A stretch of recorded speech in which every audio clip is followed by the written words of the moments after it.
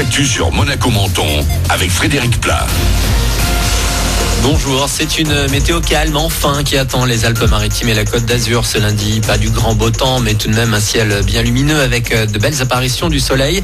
Le thermomètre va afficher jusqu'à 23 degrés cet après-midi à Menton et Monaco. Il fait guère plus de 12 degrés au réveil à Cap-d'Aille.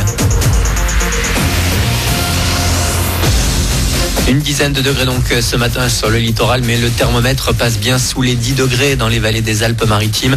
Elles ont été violemment touchées par la tempête Alex vendredi soir et nombreux sont encore les habitants, plusieurs milliers toujours sans électricité ni chauffage. Et ça, c'est pour ceux qui ont encore un toit. Ce week-end, près de 500 sinistrés ont été transportés par hélicoptère, notamment pour être mis en sécurité à Nice. La plupart d'entre elles ont tout perdu, à l'image de Jean-Christophe, originaire lui de Saint-Martin-Vésubie. J'ai vu la gendarmerie s'écrouler depuis la fenêtre de ma chambre et j'ai juste eu le temps de prendre la voiture avant que la route s'effondre et la route s'est complètement désintégrée derrière moi, quoi. On a la chance d'être en vie, mais on a vécu vraiment un gros traumatisme. Et que sur place qu'on se rend compte de l'ampleur des dégâts, quoi. C'est vraiment horrible. On a tous été touchés ou perdu un proche dans ce drame. Donc on se dit qu'on a la chance d'être encore en vie, en espérant que ça aille mieux, mais je pense qu'il va falloir beaucoup de temps pour se remettre de ça. Des personnes souvent traumatisées à qui il faut apporter aide et réconfort. Écoutez Véronique Namias, psychiatre au sein de la cellule médico-psychologique des Alpes-Maritimes. C'est déjà important pour eux d'être accueillis parce qu'ils viennent souvent de passer 2 jours sans dormir, sans rien, tout seuls dans la nuit et sous la pluie. Donc c'est important de pouvoir les accueillir. Donc on les accueille, on leur donne des informations sur les soutiens qu'ils vont pouvoir avoir. Ils ont un premier café parce que la plupart n'ont pas mangé depuis 2 jours et n'ont pas bu, n'ont pas eu d'eau chaude, etc.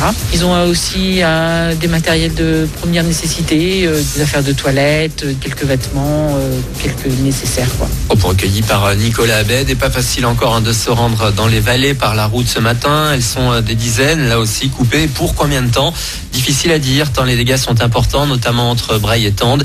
Des pistes vont être ouvertes pour proposer un accès, mais pour ce qui est du tunnel de Tende, il va falloir s'armer de beaucoup de patience. Ces accès sont totalement coupés côté français comme italien.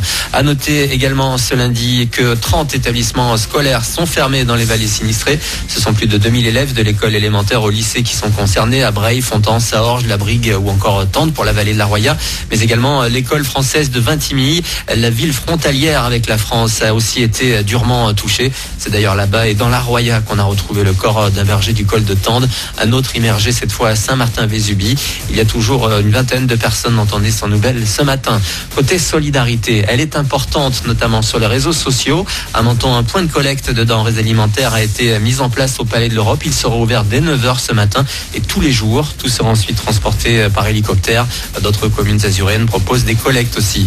Du côté de la préfecture, la déclaration de catastrophe naturelle ne devrait plus tarder. Il y a déjà une liste de 40 communes concernées. Et pour toutes les personnes sans nouvelles de leurs proches, vous pouvez contacter le 04 93 72 22 22. Enfin, de son côté, la principauté exprime sa solidarité avec les sinistrés des Alpes-Maritimes et de la Roya. Elle a proposé une aide logistique et humaine pour soutenir les opérations de secours. Le prince a également décidé de débloquer une première aide d'urgence pour venir en aide aux populations et apporter sa contribution aux efforts de reconstruction à mener. Voilà ce qu'on pouvait dire à 8h03. On revient sur le sujet dans une demi-heure. D'ici là, c'est Manu dans le 6-10 sur Énergie.